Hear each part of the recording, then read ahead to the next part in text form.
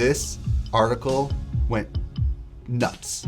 143,000 people read that article in the first week. A lot of my friends were asking me, okay, how do you do this? What do I do? It was early 2020 and we'd been stuck at home for a very long period of time. We just made the announcement to our community that we had to formally cancel Social Media Marketing World 2021. We were about to take a massive financial hit, but we had a lot of time available to begin to explore new things. I posted a blast from the past showing this cool platform back in the day called Blab. I recall how fun it was to actually be able to just instantly go live and connect with my friends and talk about whatever we wanted to talk about. Michael Sanchez saw my post and he commented on it and he said, "Good old Blab days, should get you over on Clubhouse."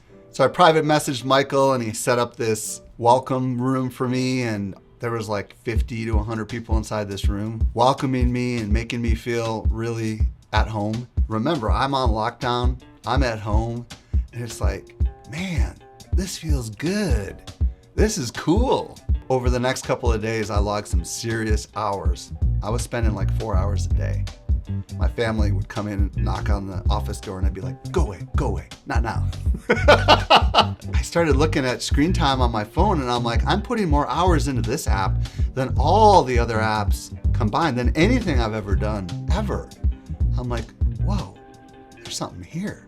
I pulled my leadership team together in like an emergency meeting and I said, you guys, we got an opportunity. I showed them nobody was searching for Clubhouse. Nobody was talking about Clubhouse. If they were, it was not in our industry. I showed them the Google trend line and how that trend line was starting to pop. And we had a chance to kind of like make a difference. And I explained to them that when you can be early and you can guide people into something new and transformative, they remember you. So we have an opportunity to be first. We have an opportunity to be early here and help our tribe and our community see something that could be very transformative, not just for us, but also for them. So they agreed and they said, let's go for it. The first thing we decided to do was write an article called Why Clubhouse app might be the next, it's a freaking tongue twister. I can't record when you're yawning. And we published that on December 15th. In the article, I shared some of my story. I shared some of what it is about Clubhouse that I thought was really fascinating and really what the opportunity was for businesses. We emailed our email list, and in the very first week, 46,000 people read that article. That was way bigger than what our typical articles do in the first week. Almost instantly, we ranked on Google for the phrase Clubhouse app. By the way, it wasn't open back then, so you needed an invite in order to get in. And it immediately sparked a lot of curiosity and intrigue amongst a lot of my peers. 6 days later, on December 21st, we published an article called Clubhouse App, How to Get Started. The theory behind this one was, hey, if Clubhouse takes off, like we think it's gonna take off, there's gonna be a lot of people that don't understand how to use Clubhouse because it's not super intuitive. So let's go ahead and write a how-to article and let's get ahead of everyone else.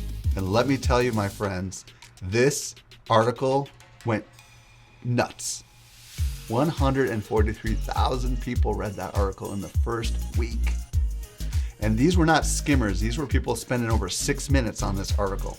At this point, we had ranked #1 for Clubhouse app, even above the Clubhouse app itself. I was so freaking stoked. I was like, yes, it's working. So within a matter of days, I decided that I was going to start going live on Clubhouse. I went live on Christmas Eve. I went live on New Year's Eve. I started going live every Saturday morning for 90 minutes. And I started inviting my marketing friends to these Clubhouse lives. And people were just spending an outrageous amount of time hanging out, answering questions, interacting live. It was just super exciting, fresh, new.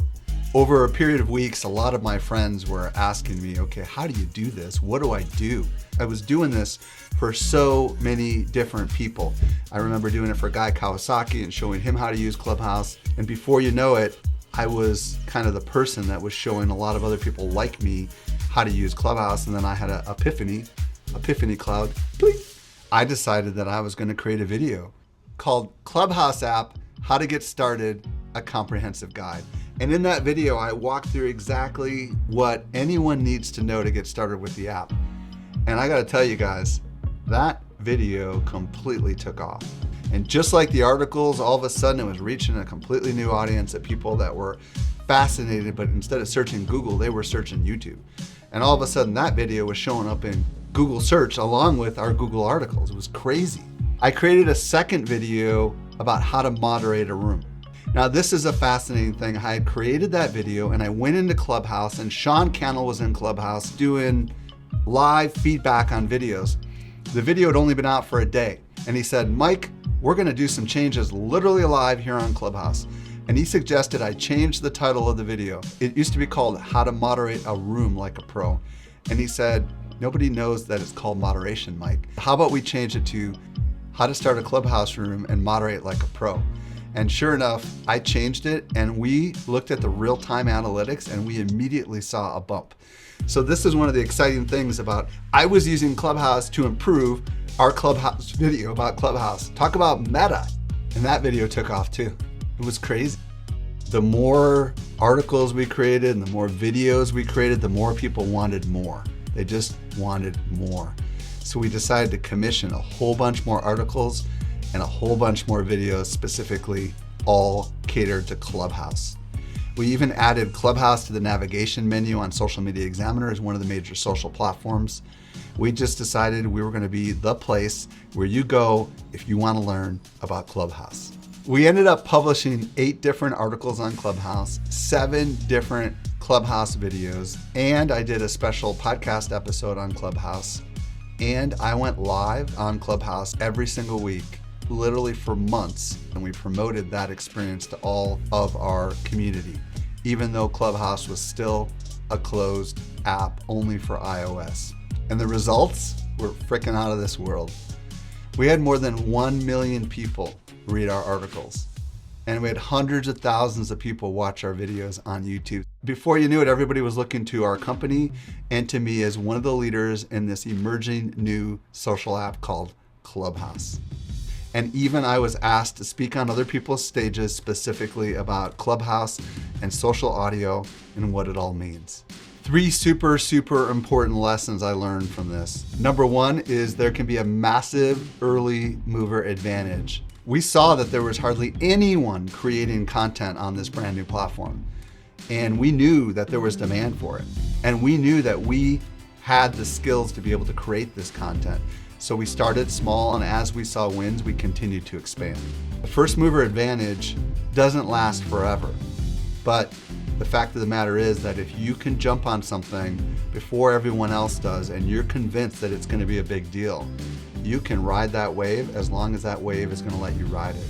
Eventually, there were other bigger players that came along and outranked us. For example, CNET ended up outranking us in YouTube, and Clubhouse ended up outranking us, obviously, in Google because they're Clubhouse. It makes sense. But there was a period of time where there were literally millions of people searching, and it was because we chose to go and just go for it. And sometimes you got to go for it, knowing full well it's not going to last forever, but you got to take advantage of it while you can. And we for sure took advantage of it. Number 2, if you can help create content that helps people understand something brand new, that content itself can go viral. Before you know it, people might be sharing that content, referencing that content, including links to that content in their emails, in their articles, in their videos. It can completely blow up.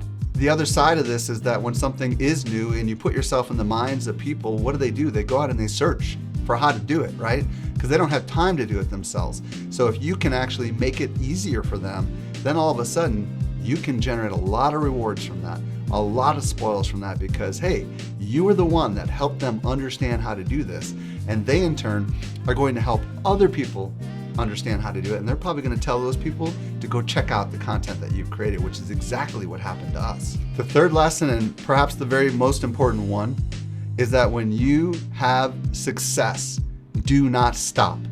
Do more of it. Had I just stopped at that very first article, I would have lost 1 million page views. Instead, we decided to write a second article, and a third article, and a fourth, and a fifth, and a sixth, and a seventh. Do not be afraid of saying more about the same thing, because when the world wants to understand things, there's no way that you could under-communicate about it.